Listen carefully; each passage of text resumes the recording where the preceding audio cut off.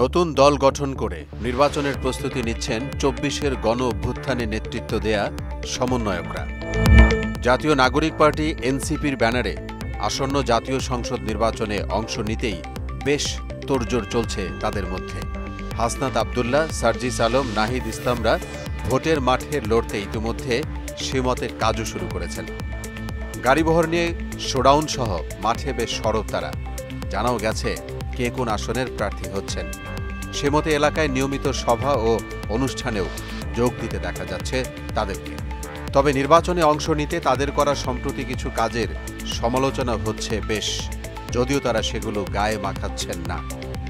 এনসিপির প্রতি সহানুভূতি বাড়বে এমন আশায় ভোটের মাঠে বাধা হামলা নিচ্ছেন ইতিবাচক হিসেবেই। সুদবিহীন ব্যাংকিংয়ে আত্মশুদ্ধির পথ এনআরবিসি ব্যাংকের ইসলামিক ব্যাংকিং আল আমিন। ২৮ ফেব্রুয়ারি ২১৭ সদস্যের আহ্বায়ক কমিটি নিয়ে আত্মপ্রকাশ করে এনসিপি। কমিটির সবাই নির্বাচনে লড়বেন না। অভ্যুত্থানের প্রথম সারির নেতা হিসেবে যারা ছিলেন তাদের অবস্থান থাকবে বেশ শক্ত। এনসিপি এখনও সারা দেশে বিস্তৃত নয়।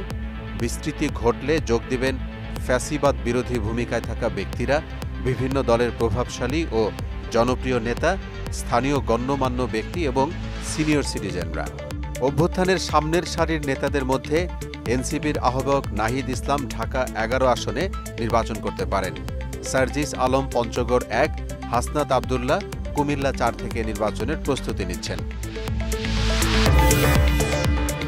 আর উপদেষ্টা আসিফ মাহমুদ সজীব ভূঁইয়া পদত্যাগ করে রাজনীতিতে যোগ দিলে ঢাকা ১০ থেকে এবং উপদেষ্টা মাহফুজ ঢাকা ১৮ আসনে প্রার্থী হতে পারেন। নির্বাচনী মাঠে নিজেদের অবস্থান জানান দিতে নিজ নিজ এলাকায় নানান কাজে অংশ নিচ্ছেন সার্জিস হাসনাতরা। এসব নিয়ে সাধারণের পাশাপাশি রাজনৈতিক দলেও চলছে বেশ সমালোচনা। সার্জিস আলমের গাড়িবহর নিয়ে এলাকায় শোডাউন করায় বিএনপি মহাসচিব মির্জা ফখরুল ইসলাম আলমগীর বলেছেন, যারা ১০০ গাড়ি নিয়ে ইলেকশন ক্যাম্পেইন করতে যায় তারা কি করবে সেটা আমরা ভালো বুঝি। আলোচনা সমালোচনার মধ্যে সমন্বয়করাও মন্তব্য ছুড়ে দিয়েছেন। তারা বলছেন ৩০০ আসনে প্রতিদিন বিএনপির অন্তত ৬০০ নেতা শোডাউন করছে। বিএনপি শোডাউনের রাজনীতি বন্ধ করুক, এনসিপিও শোডাউনের রাজনীতি চায় না। রাজনীতিতে নতুন হিসেবে মানুষের কথা শোনাই এনসিপির রাজনীতি, মন্তব্য সমন্বয়কদের। মোহাম্মদ ওয়ালিউল্লাহ, মোহনা ডিজিটাল।